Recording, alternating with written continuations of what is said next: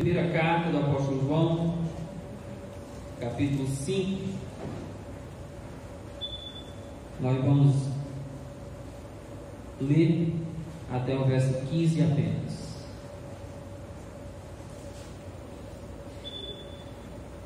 Primeira carta do apóstolo João, capítulo 5, versos de 13 a 15. Meus queridos irmãos, faço a seguinte colocação: dúvidas, quem nunca a teve? Todos nós, em alguns momentos da vida, ou se não, constantemente na vida, temos dúvidas. Dúvidas sobre qual a melhor decisão a respeito de qualquer assunto que seja. Muitas das ocasiões, dúvidas se vamos comprar uma casa, em qual bairro deve ser. Se vamos pintar a casa, qual seria a cor mais adequada? Se vamos comprar um sapato, qual aquele que mais nos agrada? Se você vai comprar uma sandália, qual aqui melhor lhe agrada? Ou uma veste qualquer?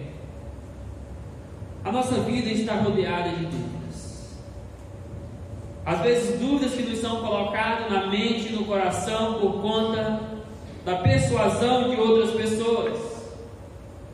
Quem, por exemplo, em alguma ocasião não já esteve certo de algo que você iria fazer e de repente, a partir de diálogos, sugestões de terceiros, a sua mente, o seu coração se enche de dúvidas, você já não está mais tão certo se é aquilo que você deve de fato fazer.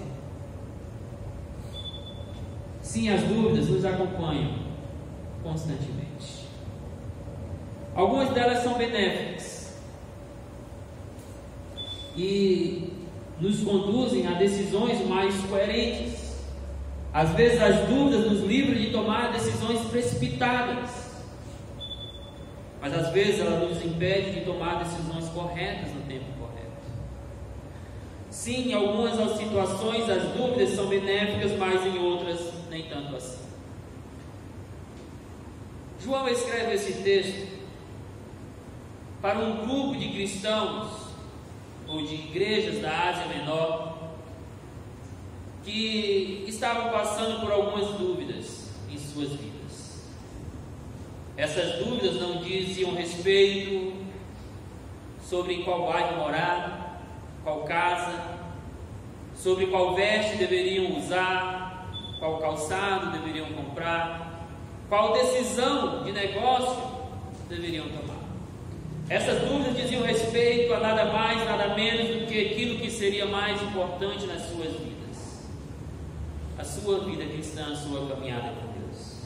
De forma mais específica, dizia respeito à sua confiança nas promessas de Deus, de que uma vez crendo em Jesus Cristo, eles poderiam descansar na convicção de que eles tinham uma vida eterna.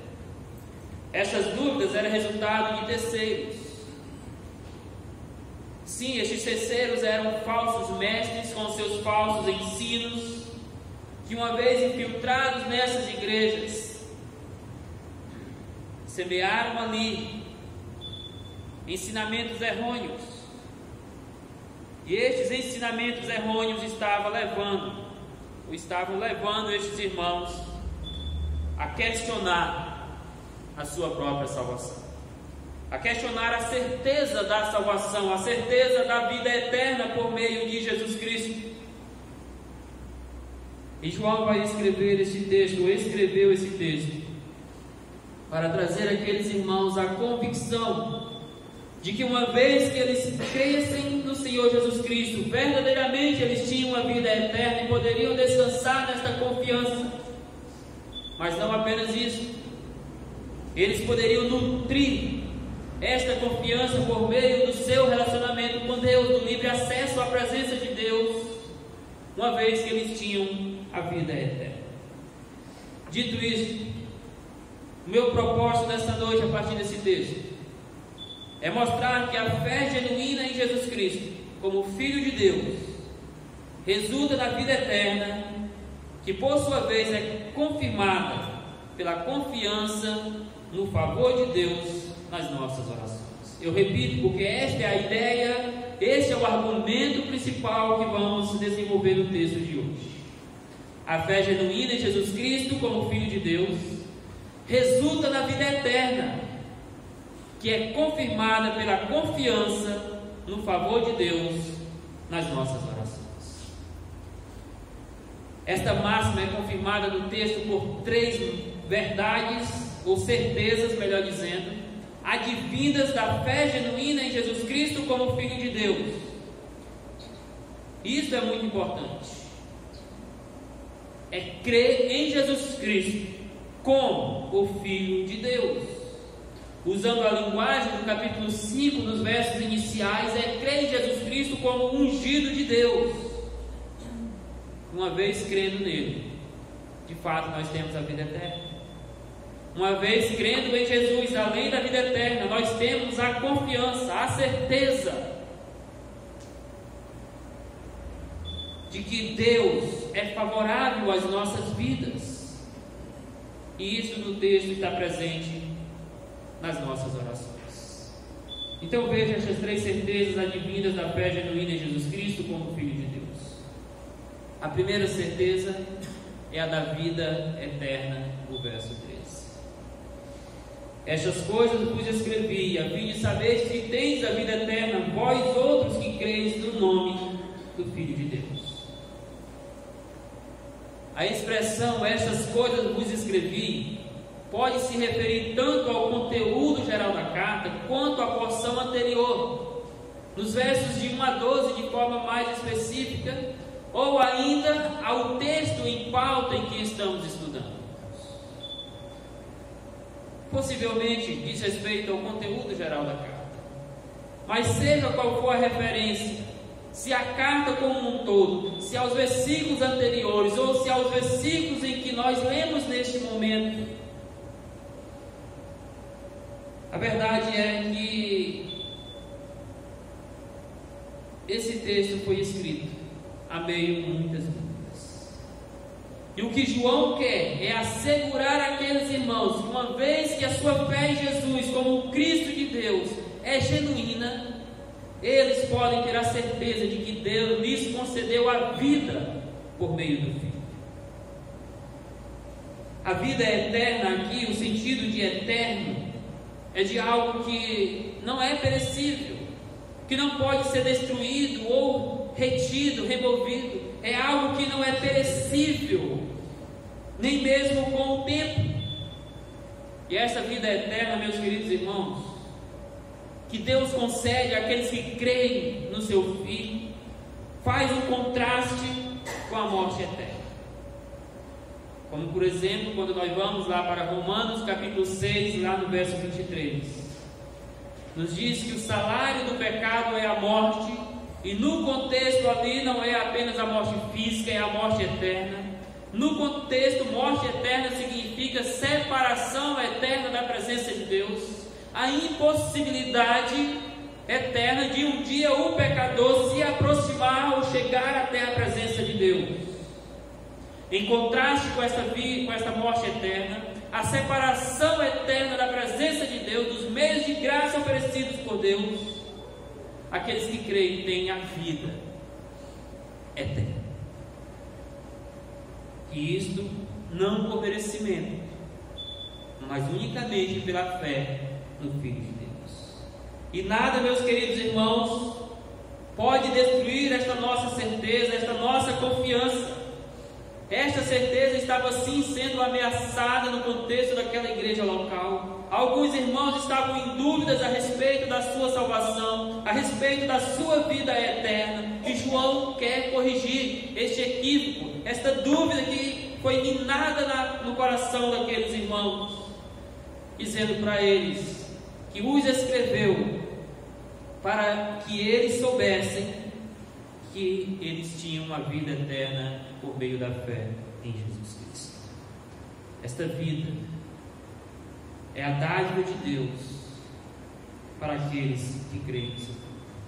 E desfrutem, meus queridos irmãos, a infinitude, a eternidade do relacionamento relacionamento do pecador com Deus por meio de Jesus. Este relacionamento, ele vai além desse tempo em que nós vivemos. Ele vai perdurar por toda a eternidade de Deus. Enquanto pecadores que se mantiveram de coração duro para as boas novas da salvação em Jesus Cristo vão perecer eternamente no fogo do inferno, separados de Deus, aqueles que creram vão desfrutar da alegria eterna, do regozijo celestial para todo o sempre na presença de Deus.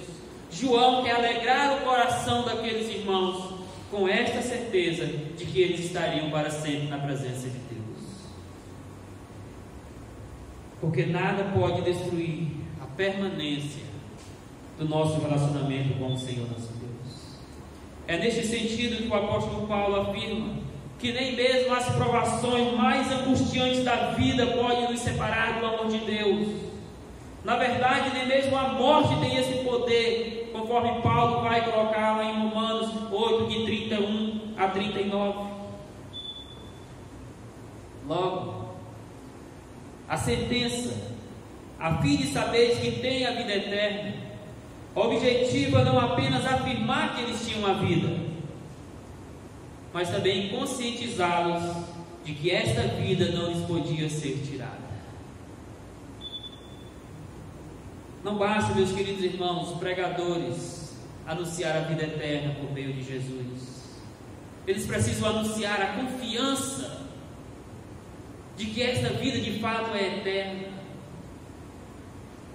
Porque quantas pessoas vivem amarguradas, angustiadas, amedrontadas por conta de falsos ensinos que negam essa confiança aos seus ouvintes, aqueles que creram em Jesus Cristo. E quantas pessoas vivem nessa dúvida no seu coração, vivem atemorizados de a qualquer momento serem tirados da presença de Deus e lançados no mundo, lançados no inferno de novo, porque lhes ensinaram errado. Não lhes ensinaram conforme a palavra de Deus ensina, que nem João está ensinando aqui, que se você crê em Jesus Cristo, você tem a vida eterna no nome do Filho de Deus, e esta vida não é perecível, não é sujeita ao tempo, ela vai para toda a eternidade. Nada, nem ninguém pode tirar você da presença de Deus. E João quer que estes irmãos tenham essa certeza, de que eles não apenas eram salvos, mas eles eram eternamente salvos por meio do sangue de Jesus Cristo. Esta certeza lhes daria descanso na caminhada cristã, iria romper as dúvidas que os falsos pregadores tinham colocado em seus corações, de que estavam inclusive atrapalhando o desenvolvimento da sua santidade. Como nós precisamos nos dias de hoje de um evangelho, onde o evangelho está sendo proclamado de forma tão superficial, assegurar aos nossos ouvintes de que esta fé dele em Jesus Cristo é indestrutível, de que o relacionamento dele com Deus por meio de Jesus Cristo é indestrutível. E nada, meus queridos, deveria nos trazer mais paz ao coração em meio às tribulações, mais ânimo em meio às lutas, do que saber que, independente das circunstâncias, nós estamos seguros, guardados no poder do nosso Deus. Mas João deixa bem claro que esta vida e confiança são assegurados somente aos que genuinamente creram em Jesus. Por isso ele diz: a vós outros que crede no nome do Filho de Deus. A vida eterna não é para qualquer um, é tão somente para aqueles que foram chamados a crer em Jesus Cristo, que reconheceram seus pecados, que confessaram diante do Pai em arrependimento e fé, e entregaram as suas vidas aos cuidados de Deus por meio de Jesus. A estes que creem em o nome do Filho de Deus, João diz: verdadeiramente saibam que vocês têm a vida eterna. Mas não apenas saibam disso, tenham a confiança de que de fato ela é eterna.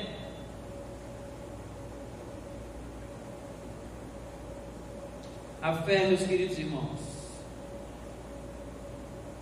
em Jesus Cristo foi o marco inicial da jornada celestial destes irmãos.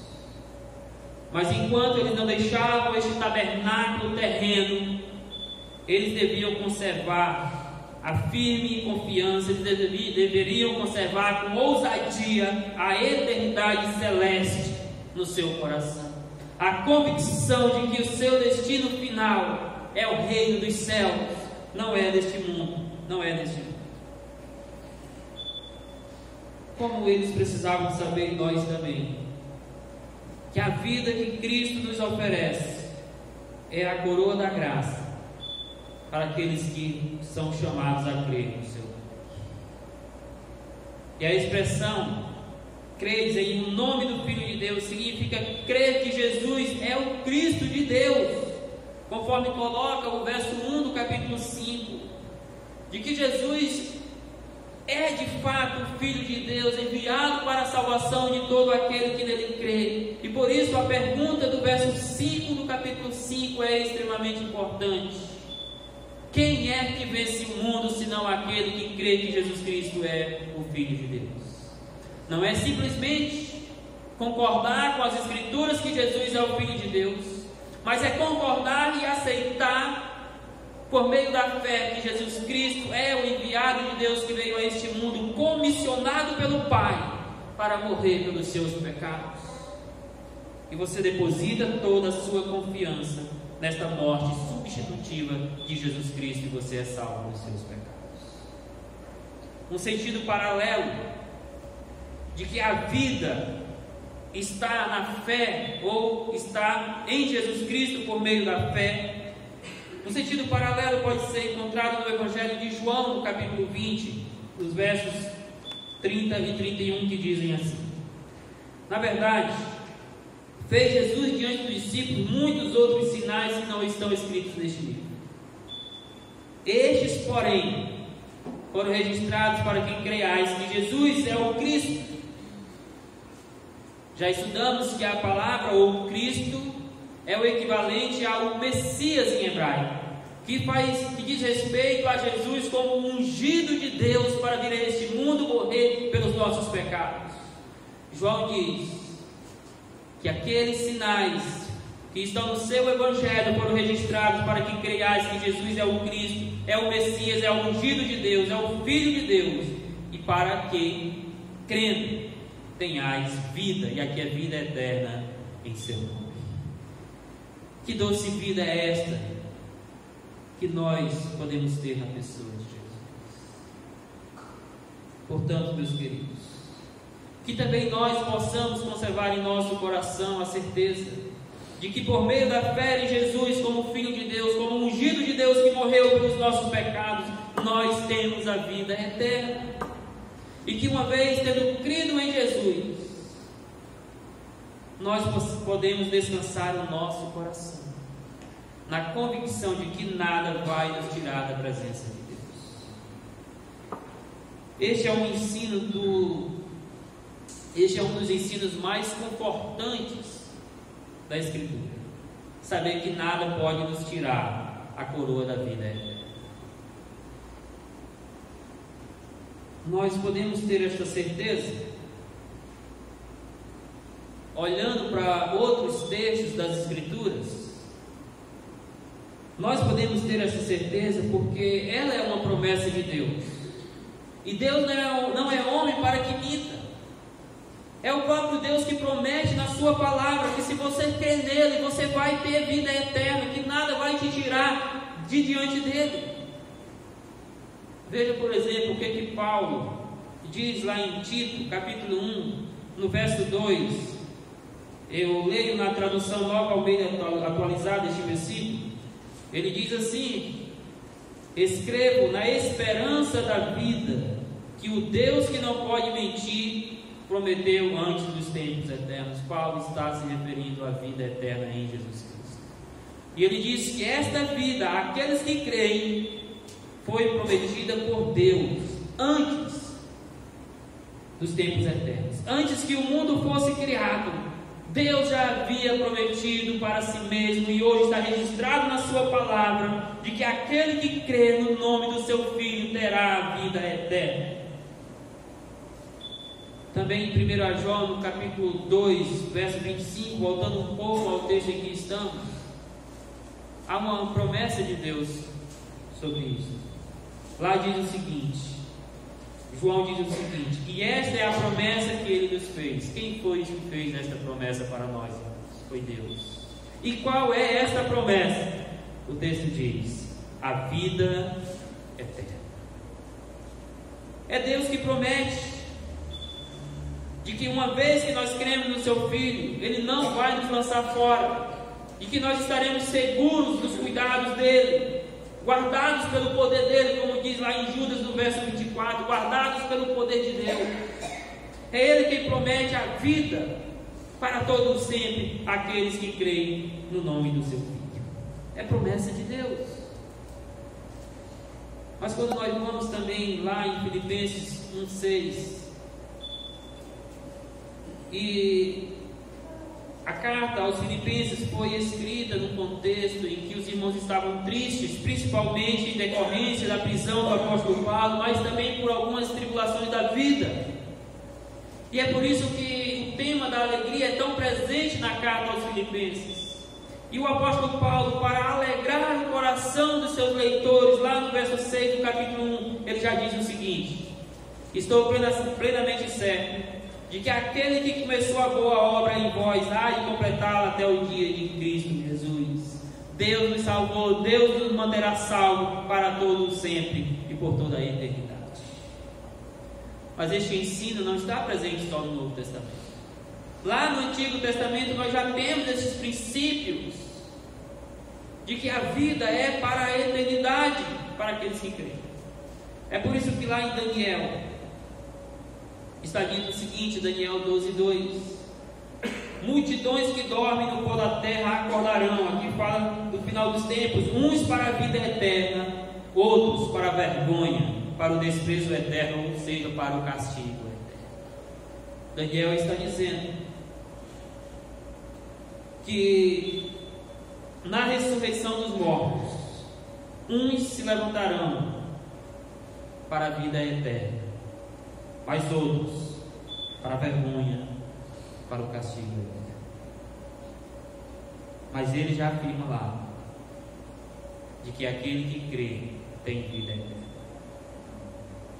E quando nós vamos ainda agora voltando ao Novo Testamento, lá em 1 Timóteo 6,12, e Timóteo é uma carta ou duas cartas, 1 e 2 Timóteo, foram escritas em um contexto em que o jovem Timóteo, um jovem pastor, estava enfrentando muitas lutas na caminhada cristã, muitos desafios ministeriais, ao ponto de que Timóteo estava pensando em desistir, não da vida cristã, mas do ministério, de entregar os pontos por conta de tantas aflições, perseguições, falsos ensinos que ele estava lidando. E o apóstolo Paulo, terminando a sua primeira carta a esse jovem pastor, o encoraja da seguinte forma: diz para ele: combate o bom combate da fé.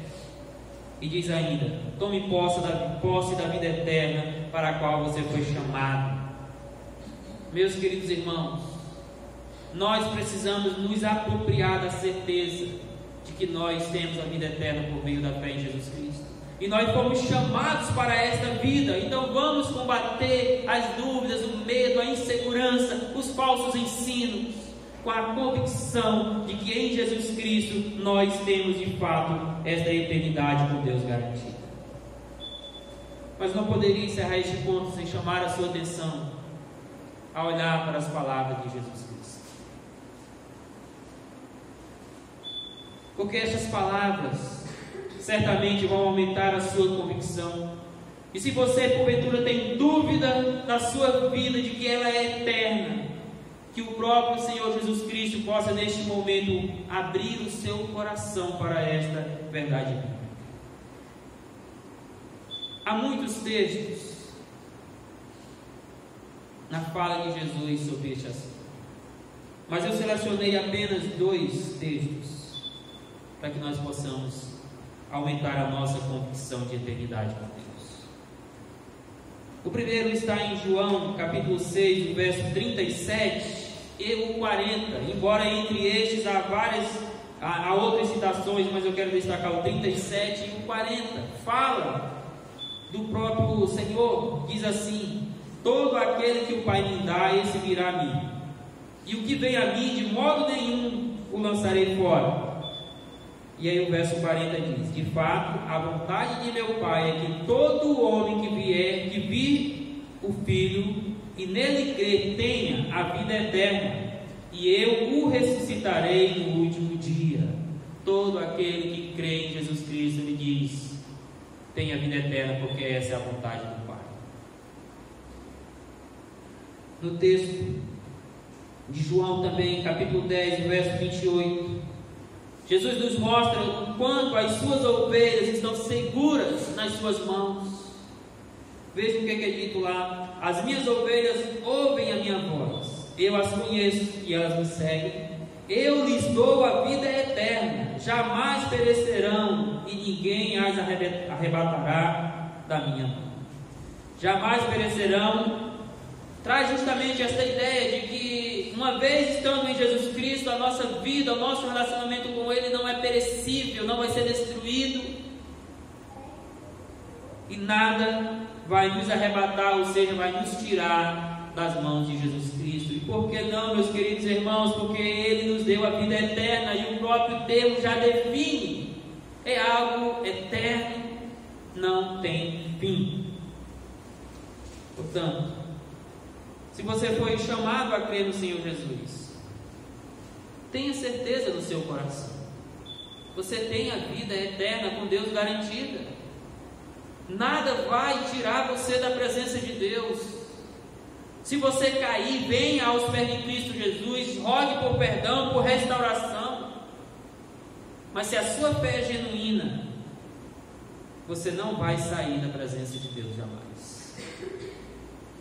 Assim, não dê crédito a pregadores que quer seja por falta de instrução bíblica, porque eu creio que muitos pregadores ensinam erroneamente este assunto, não por serem falsos profetas, mas por falta de instrução bíblica, de conhecimento sólido da palavra de Deus.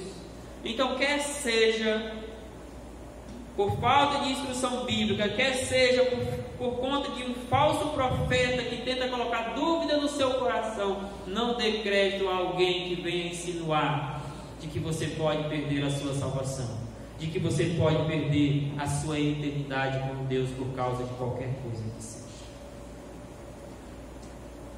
Porque se a sua fé é genuína, nada e nem ninguém pode te separar do amor de Deus que está em Cristo Jesus, o nosso Senhor.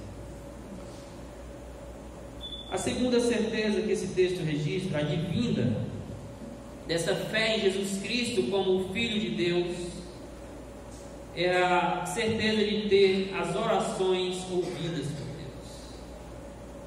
Verso 14 apenas, diz assim: e essa é a confiança que temos para com Ele, que se pedirmos alguma coisa segundo a sua vontade, Ele nos ouve. João cita a confiança em Deus por meio da oração como um fruto direto a ser experimentado por aqueles que, crendo em Jesus, receberam a vida eterna. Então é só alguém que tem convicção do seu relacionamento com Deus, da sua comunhão com Deus, da sua permanência com Deus por meio da fé em Jesus Cristo, que tem convicção de que vai passar a eternidade com Deus. Alguém assim pode nutrir a certeza, a confiança de que Deus ouve as suas orações. Meus queridos, é muito confortador para o crente saber que em quaisquer circunstâncias ele pode recorrer a Deus, confiante de que ele será ouvido por Deus. Embora Deus sim conheça todo o nosso ser, embora Deus saiba sim de tudo quanto nós necessitamos, ainda antes que nós venhamos a pedir, o Senhor deseja ouvir as nossas orações. Como um Pai amoroso, Ele quer dialogar com você. Ele quer ouvir as suas aflições, as suas angústias, as suas preocupações. ainda que ele já saiba o que você está passando, ainda que ele já saiba do que você precisa, mas ainda assim ele quer que você vá diante dele, que você se curve nele e confie que ele é este Deus amoroso que vai lhe dar atenção, que vai ouvir as suas súplicas, as suas orações. A oração, meus queridos irmãos, é o meio escolhido por Deus para que seus filhos se comuniquem de forma mais direta. A oração nada mais é do que um diálogo bem sincero com Deus, um diálogo espiritual com o nosso Pai Celestial. Deus fala conosco por meio da palavra, mas nós falamos com Ele por meio da oração, e Ele ouve as nossas orações segundo a sua própria vontade. Precisamos lembrar que estes irmãos estavam em dúvidas no que diz respeito ao seu relacionamento com Deus. E meus queridos irmãos, quando alguém está no contexto em que estes irmãos estavam, quando ele está em dúvida da sua relação com Deus, quando ele está questionando a sua própria salvação, ele também vai questionar se Deus de fato ouve. Quando ele tem dúvida se verdadeiramente é crente, ele vai começar a duvidar. E isso é lógico que aconteça se Deus de fato é o seu Pai e se Deus de fato vai ouvir as suas orações. O apóstolo João quer trazer, quer resgatar, restaurar esta confiança de que, tendo a vida eterna, aqueles irmãos poderiam e deveriam levar as suas necessidades diretamente ao Senhor e eles seriam ouvidos por Ele. Momentos de dúvidas, devemos ir primariamente ao Pai, porque é Ele que te conhece mais do que eu. Momentos de lutas, de desafios, de sofrimento, de angústia da alma, vá até a Deus antes de ir até os homens, porque o Deus ouve as suas orações. E por isso João diz: esta é a confiança que nós temos para com Ele. A palavra confiança aqui tem o sentido de estar plenamente seguro de algo, ou seja, tendo a vida eterna também podemos estar seguros de que nós temos a autorização e a liberdade para se aproximar de Deus a qualquer hora e a qualquer momento que Ele vai nos ouvir. Você não precisa subir um monte, você não precisa marcar horário para falar com Deus. Você pode falar em qualquer lugar, em qualquer circunstância, em qualquer horário, porque Deus é um Deus que ouve as orações dos seus filhos conforme a sua vontade. Essa é a ideia, meus queridos, da palavra confiança, a ideia de uma ousadia de se aproximar de Deus, não confiante nos meus méritos, jamais, mas confiante unicamente em Jesus Cristo como meu Salvador pessoal. E João quer nos mostrar que nós temos não apenas esse acesso direto ao Pai pela oração, não apenas essa liberdade de se aproximar de Deus por meio da oração para diálogo nesse contexto, mas João quer também que tenhamos a convicção de que Deus está atento às nossas necessidades, e é por isso que ele diz que Deus nos ouve, Ele nos ouve. Essa confiança, preciso dizer, é fruto permanente da comunhão permanente do crente com Deus e da obediência aos seus mandamentos. Por isso que em algum momento essa sua confiança pode ser abalada, não rompida, mas abalada, como estava acontecendo com os irmãos aqui da Ásia Menor. Por conta dos falsos ensinos, o relacionamento destes crentes com Deus estava meio que conflituoso. Eles estavam com dúvidas da sua salvação, eles estavam com dúvidas sobre quem era Jesus Cristo, eles estavam em dúvidas sobre a obra redentora de Jesus. Isso não significa que eles não tinham fé salvadora, que eles não eram verdadeiros filhos de Deus, mas que os falsos ensinos estavam prejudicando a espiritualidade deles naquele contexto. E naquele contexto é que o diabo fez com que dúvidas penetrassem no seu coração, no coração daqueles irmãos.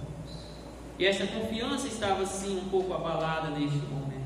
E é por isso que João diz: tenham confiança, tenham ousadia, tenham certeza de que Deus é este Pai que, se vocês pedirem alguma coisa segundo a vontade dele mesmo, Ele vai ouvir as suas orações. É muito importante, meus queridos, neste momento olhar o texto e perceber que o próprio texto vai delinear, vai nos mostrar qual é o conteúdo da oração que Deus ouve. E isso é importante ressaltar neste momento, porque há muitas orações que o Senhor não ouve. Qual é a oração que o Senhor ouve? O texto diz: aquela segundo a sua vontade. Se pedirmos alguma coisa segundo a sua vontade, Ele nos ouve. A nossa oração tem que concordar com a vontade de Deus para as nossas vidas. É isso que o texto está colocando. É isso que nós temos que rogar ao Senhor. É a manifestação da vontade de Deus em nossas vidas, em qualquer circunstância. A ideia é que na oração a nossa vontade deve estar subordinada à vontade de Deus. E se você observar lá na oração do Pai Nosso, em Mateus 6, de 5 a 14, é justamente este o ensino de Jesus a respeito não só da maneira de orar, mas acima de tudo do conteúdo da oração. Jesus está ensinando ali, acima de tudo, qual deve ser o conteúdo da oração de um cristão. E no centro disso tudo está orar para que seja feita a vontade de Deus e não a nossa. Nisso, o verso 10 de Mateus 6 diz assim: venha a nós o teu reino, seja feita a tua vontade, assim na terra como no céu. A oração, meus caros irmãos, não tem poder de mudar a vontade de Deus, mas tem o poder de mudar a nossa vontade para compreender a vontade de Deus. Tem o poder de moldar a nossa vida e a nossa vontade para compreender e aceitar a vontade de Deus para as nossas vidas. Este é o tipo de oração que Deus ouve. A oração que está segundo a sua vontade. A expressão Ele nos ouve significa que Deus age favoravelmente por nós e nos dá a confiança de que a vontade dele é o melhor para nós. É este o sentido da expressão Ele nos ouve. Não é responder a todos os caprichos que nós temos. Não é ficar subordinado à nossa vontade, mas é, meus queridos irmãos, de que Ele age favoravelmente pelas nossas vidas e nos faz ter a confiança de que a vontade dEle é o melhor para nossas vidas, inclusive em sacrifício, em detrimento da nossa própria vontade. Em outras palavras, nós vamos compreender aquilo que Paulo diz lá em Romanos 12:2. Nós vamos compreender que a vontade de Deus sempre é boa, perfeita e agradável para os seus filhos. Portanto, a oração é um privilégio dado por Deus àqueles que crendo em Jesus Cristo têm a vida eterna. Por meio da oração, nós temos a confiança de que o Senhor nos ouve conforme a vontade dEle, de que o Senhor vai fazer com que a vontade dEle prevaleça na nossa vida, porque isso é o melhor para nós, é isso que vai glorificar o nome dEle. Mas nós sabemos que o nosso coração é enganoso, que o nosso coração é desesperadamente corrupto, e que somente o Senhor conhece o nosso coração, meus queridos irmãos. E é pensando nisso que a palavra de Deus nos fornece vários e vários textos que nos ensinam como que nós devemos orar ao Senhor. E eu queria destacar alguns deste momento para lhe ajudar na sua vida de oração, para ajudar que na sua caminhada de oração, de tal maneira que Deus possa ouvir a sua oração. Por exemplo, lá em 2 Crônica, eu vou apenas mencionar os textos. Lá em 2 Crônica 7:14, vamos perceber que a oração exige contrição da alma para que Deus possa ouvir. que devemos estar com o coração, com a alma quebrantada diante do Senhor, inclusive confessando os nossos pecados. Então somente assim Deus vai inclinar-se para nós. Quando vamos lá no Salmo 4, verso 3, ali nos é ensinado de que para que Deus ouça as nossas orações, nós precisamos ter vidas piedosas. A nossa vida tem que estar sendo desenvolvida à luz da vontade de Deus, meus queridos irmãos. Precisamos estar bem na nossa caminhada com o Senhor, vivendo em santidade, abandonando todo tipo de pecado. Por isso que lá no Salmo 4,3, é um verso curto, esse eu quero ler, diz assim: saibam, porém, que o Senhor distingue para si o piedoso. O Senhor me ouve quando eu clamo por Ele. O salmista está dizendo que o Senhor separa para si, escolhe para si aquele piedoso, aquele que quer viver retamente nos caminhos do Senhor. E a este piedoso, o Senhor ouve quando ele clama. Deus não vai ouvir orações de pessoas ímpias que estão, por mais que estejam nas igrejas. Deus não vai ouvir orações de homens e mulheres de corações corruptos, que estão vivendo nos desejos da sua carne e não de maneira piedosa com o Senhor.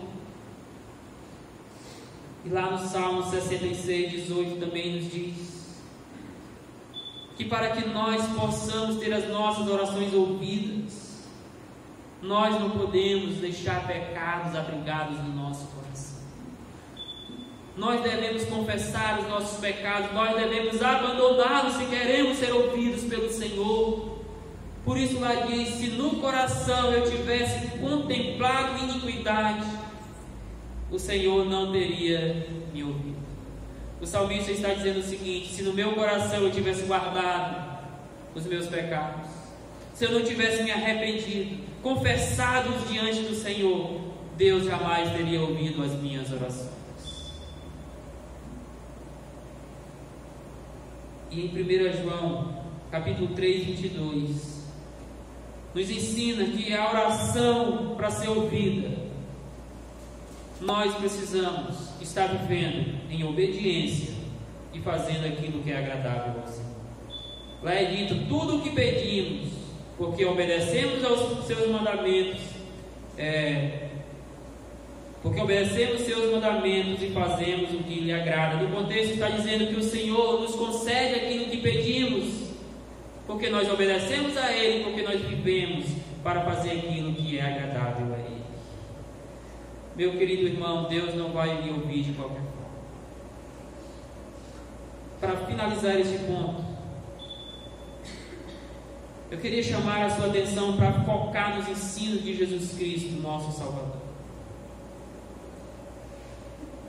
Primeiro, lá na oração do Getsemane, Jesus ensina que a oração nos prepara para lidar com a vontade de Deus. O Senhor vai nos ouvir e nós temos que estar preparados para lidar com a vontade do Senhor para as nossas vidas. Lá no texto de Mateus 26, eu destaquei aqui em especial o verso 39 e o 42 apenas. Diz assim: indo um pouco mais adiante, Jesus prostrou-se com o rosto em terra e orou: meu Pai, se possível, afasta de mim este cálice, contudo não seja como eu quero, mas sim como tu queres. E retirou-se outra vez para orar: meu Pai, se não for possível afastar de mim este cálice, sem que eu o beba, faça a tua vontade. Meus queridos irmãos, o Senhor ouve as nossas orações, mas é conforme a vontade dele, não a nossa. E temos que estar preparados para aceitar a vontade do Senhor das nossas vidas. Ainda um outro ensino de Jesus lá no Evangelho de João, capítulo 14, verso 13, nos ensina que a oração primariamente deve glorificar o nome de Deus. O Senhor não vai ouvir orações egoístas. O Senhor não vai ouvir orações que não tenham como propósito glorificar o próprio nome dele. Por isso Jesus lá diz o seguinte: e eu farei o que vocês pedirem em meu nome, para que o Pai seja glorificado no Filho. E agora eu preciso fazer essa pergunta para você antes de ir ao próximo e último ponto. será se não teria algo em sua vida que está impedindo o Senhor de ouvir as suas orações? Pense sobre isso nesta noite. E vamos à última certeza advinda desta fé genuína em Jesus Cristo. É a certeza de ter as nossas orações respondidas por Deus, não apenas ouvidas, mas respondidas pelo Senhor, verso 2. E se sabemos que Ele nos ouve quanto ao que lhe pedimos, estamos certos de que obtemos os pedidos que lhe temos feito. Este verso ele esclarece um pouco mais o anterior, porém tem as suas peculiaridades. Meus queridos, a certeza de que Deus ouve as nossas orações conforme a sua vontade nos leva à confiança de que, conforme essa própria vontade, Ele vai respondê-las no tempo dele. Esta é também a ideia do texto, tanto conforme a vontade dele, quanto no tempo dele. Talvez você ore por alguma coisa, talvez você desista dessa oração e anos depois o Senhor te responde ela, porque é conforme a vontade de Deus e é no tempo de Deus que Ele responde as suas orações. No entanto, sabendo que há muitas orações não respondidas em nosso meio, devemos observar o contexto imediato desse texto, porque é por isolar versículos como este e outros semelhantes que em nossos dias tem muitas pessoas, muitos pastores, muitos crentes colocando Deus contra a parede, exigindo que Deus responda a todo preço às suas orações, porque eles argumentam: não, mas Deus, a palavra de Deus diz que se pedirmos com fé, Deus vai responder. Mas, meus queridos, nós precisamos sempre olhar o contexto de qual é aquela oração que o texto está dizendo que Deus vai responder. Dentro, por exemplo, deste contexto específico, ao que João está se referindo? Será que se você pedir um carro novo, o Senhor vai te dar?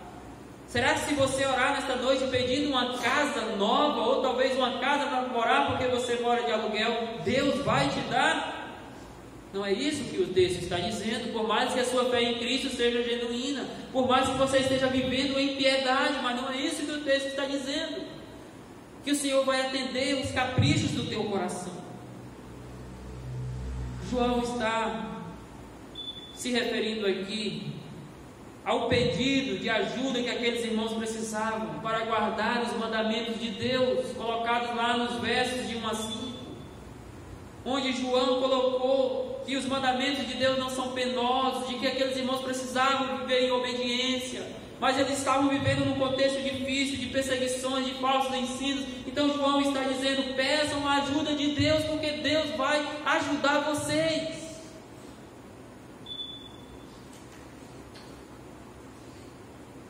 E nós sabemos, meus queridos, que sempre podemos contar com o favor de Deus para a obediência e a santificação na verdade, porque essa é a vontade de Deus. Então, aquilo que é a vontade de Deus para a nossa vida, nós podemos pedir que Ele de fato vai nos responder, principalmente no que diz respeito à santificação, porque lá em 1 Tessalonicenses 4,3 diz: pois esta é a vontade de Deus, a vossa santificação. Então você quer viver uma vida para a glória de Deus, você quer priorizar Deus na sua vida, então peça a Deus, porque Deus tem compromisso em responder estas orações, que vão glorificar o nome dEle, que vai proporcionar o cumprimento da vontade dEle na sua vida. Não é você pedir casa, carro do ano, melhor emprego, não que Deus, com muita misericórdia, não nos conceda isso, mas o texto não está falando a respeito dessas coisas temporais. Está falando especialmente daquilo que vai nutrir a nossa obediência e santificação na verdade. Se você está com dificuldade de obedecer a Deus, se a sua confiança no Senhor está fragilizada, peça ao Senhor que lhe fortaleça, e Ele vai responder a esta oração. No entanto, preciso sim dizer que o princípio geral que podemos tirar daqui é que a oração deve estar de acordo com a vontade de Deus, e Ele responde de acordo com a vontade dele próprio. E este princípio é bem ilustrado na vida de muitos personagens bíblicos. Eu selecionei 2 aqui, nos quais nós podemos ver esse princípio ilustrado. Paulo e o próprio Senhor Jesus Cristo. Lá em 1 Coríntios, capítulo 12, versos de 7 a 10, o texto é um pouco longo, mas os irmãos conhecem o texto. Aquela ocasião em que Paulo teve uma grande revelação de Deus, mas para que o seu coração não ficasse soberbo, Deus enviou-lhe um espinho na carne. Muitos, os estudiosos, a maioria concordam que esse espinho na carne era uma enfermidade na vida do apóstolo Paulo. E naquele contexto nós vemos Paulo por 3 vezes orando a Deus, pedindo para que tirasse aquele espinho da sua carne, tirasse aquela dor da sua vida. Mas lá nós podemos observar de que a oração de Paulo não teve a resposta que ele esperava. Por 3 vezes ele orou ao Senhor, e o Senhor não lhe tirou o espinho na carne. Deus não respondeu conforme a vontade de Paulo, que era tirar o espinho na carne. Deus respondeu conforme a própria vontade dele, que era aperfeiçoar a vida do apóstolo Paulo em santidade, em obediência, em devoção a ele. Que era que por meio daquela aflição Paulo pudesse experimentar em maior abundância o poder da graça de Cristo. E a resposta de Deus é que não vou tirar, Paulo, esse espinho na carne, porque a minha graça te basta. Porque o poder de Deus se aperfeiçoa na sua fraqueza. Deus respondeu à oração, mas não conforme Paulo esperava. Deus responde, meus queridos, conforme a vontade dele às nossas orações. Outro exemplo é de Jesus Cristo, lá em Mateus 26, do verso 36 ao 42. Quando Jesus Cristo está chegando ao momento da sua morte, e ele vai ao Getsêmani, ele leva 3 dos seus discípulos mais próximos e vai orar. E enquanto ele ora, aqueles discípulos que deveriam estar ali também fortalecendo, orando junto com eles, cansados, simplesmente dormiam. E lá é dito que Jesus Cristo orou por 3 vezes: Pai, se for possível, passa de mim esse cálice. O cálice ali diz respeito ao castigo dos nossos pecados. Significa, meus queridos irmãos, a condenação dos nossos pecados que estava para vir sobre Jesus Cristo. Se refere ali ao momento em que Jesus, por uma fração de tempo que é incalculável, seria separado do Pai para poder receber sobre ele o castigo que nos traz a paz. Jesus por 3 vezes ora: Pai, se possível, passa de mim este momento. Até que na 3ª vez ele diz, lá no verso 42: Meu Pai, se não é possível afastar de mim esse cálice sem que eu o beba, faça a tua vontade. É sempre a vontade do Senhor que prevalece nas nossas vidas. Homens piedosos. O apóstolo Paulo, um dos homens mais piedosos que este mundo já viu. O Senhor Jesus Cristo, o único homem sem nenhum pecado que este mundo já viu. O próprio Filho de Deus encarnado na figura humana, orando ao Pai, e ainda assim o Pai cumpre a vontade dele na vida do Filho. Isso significa, meus queridos, que mesmo sendo uma vida piedosa, haverá situações em que Deus não vai responder às nossas orações, ou pelo menos não conforme nós desejamos. Mas significa que Deus sempre vai responder conforme a vontade dele. Por outro lado, antes de concluir este ponto que é o último, eu preciso dizer que há situações em que algumas barreiras são criadas e as nossas orações não são respondidas. Sim, há algumas ocasiões em que o nosso estado espiritual diante de Deus é um obstáculo, não apenas para que Ele ouça as nossas orações, mas também para que Ele responda as nossas orações. Por exemplo, Deus não vai responder orações que não vão redundar na glória do nome.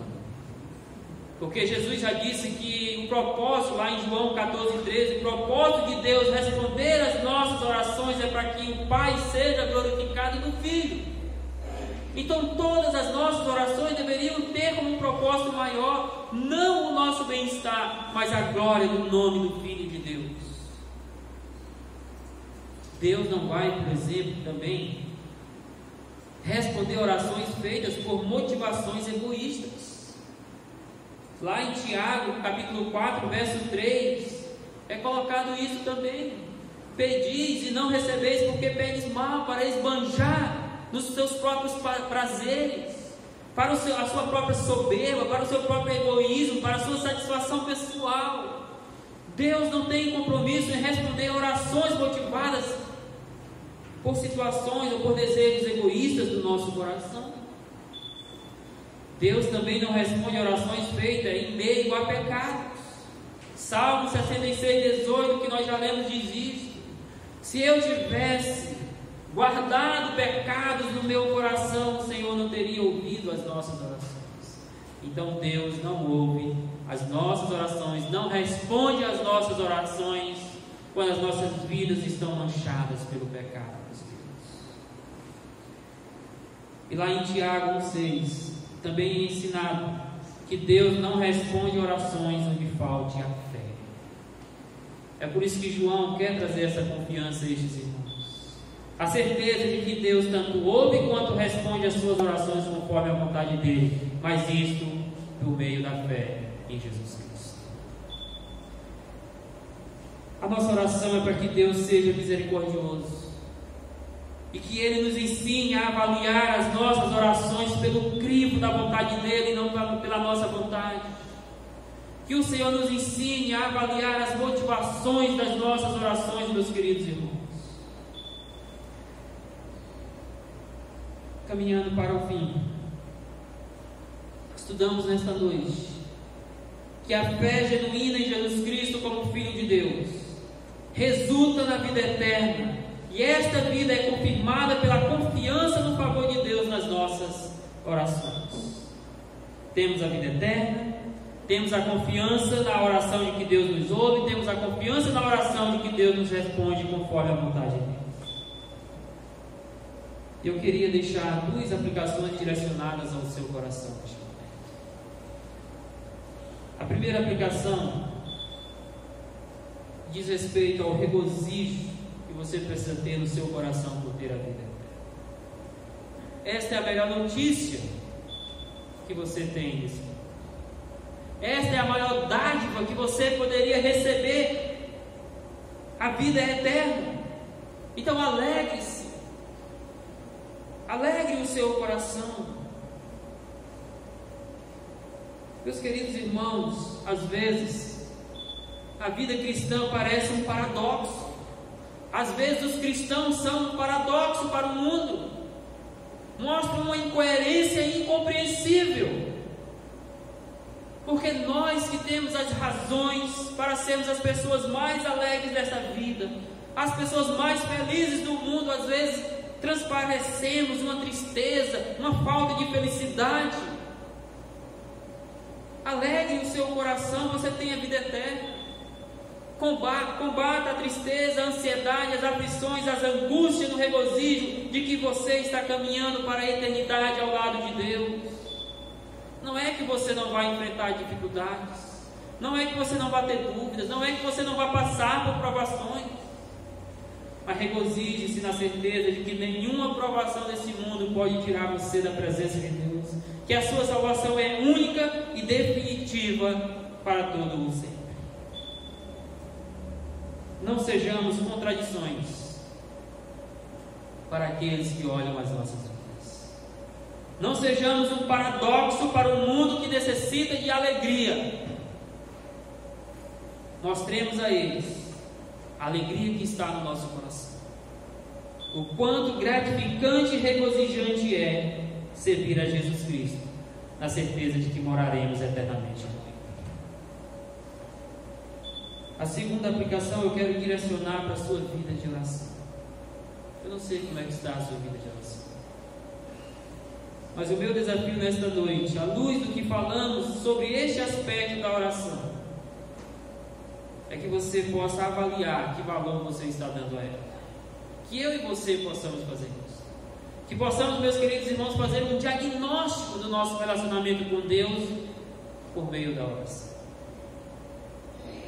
Alguém de maneira muito acertada ou assertiva já falou que a oração é o oxigênio da fé. É o oxigênio da confiança em Deus. É por isso que João coloca dois aspectos importantes da oração: a confiança de que Deus ouve, a confiança de que Deus responde, e isso unicamente por meio da oração. Eu queria desafiá-lo a valorizar mais essa prática na sua vida, a dar um pouco mais de importância para a sua vida de oração com Deus. E neste contexto eu queria desafiar você. Quais são os obstáculos que estão te impedindo de orar? Talvez melhor organização do tempo? Não sei. Talvez as correrias do dia a dia e você está cedendo às pressões desta vida, das coisas deste mundo que não vão perdurar, e está deixando de praticar a oração. Eu não sei. Quais são as coisas que estão te impedindo de orar? E quais são as coisas que talvez estejam impedindo Deus de ouvir a sua oração? Talvez você esteja há muito tempo orando: Senhor, me dê forças para orar, e essa oração não tem sido respondida. Talvez haja alguns empecilhos ali. Quem sabe o seu próprio relacionamento com Deus que precisa melhorar. Talvez pecados precisam ser confessados e abandonados. Terceira aplicação e última, direciono aqueles que porventura tenham dúvidas da sua salvação, ou que porventura em algum momento já teve dúvida da sua salvação. Meu querido irmão e irmã, a palavra de Deus é muito rica. Há uma abundância de versículos na palavra de Deus que garantem a certeza da sua salvação, que garante que a sua vida ela é eterna, que nada vai te tirar da presença de Deus, porque a salvação significa justamente estar, a salvação eterna ou a vida eterna significa estar para todo sempre na presença de Deus. É o oposto, é o contraste do que acontece com aqueles que não creem em Jesus, que vão estar para sempre no inferno, separados de Deus, desfrutando da morte eterna, que é o justo castigo dos seus pecados. Se você crê em Jesus, você tem a vida eterna. Remova essa dúvida do seu coração, tire essa angústia da sua mente e do seu coração também, e descanse na certeza de que você foi salvo em Jesus Cristo, e uma vez salvo, você é salvo para todo sempre por meio da fé em Jesus. Não dê crédito a pessoas que, quer seja por falta de instrução, quer seja porque são falsos pregadores do Evangelho, tenham lhe ensinado, ou venham a lhe ensinar, de que você pode perder a sua salvação, de que você pode cair da graça e deixar de entrar no reino do nosso Deus celestial. Porque Deus promete a vida eterna para todo aquele que nele crê, e Deus não é homem para que possa mentir. Que o Senhor nos abençoe a descansar seguros nas mãos de Deus, tendo estas três certezas: a vida eterna, orações ouvidas, orações respondidas conforme a vontade de Deus. Que Deus nos abençoe. E aí, espero que você tenha gostado desse vídeo que você acabou de assistir. Não se esqueça de dar seu joinha, seu like, compartilhar esse vídeo e se inscrever no nosso canal e ativar o sininho.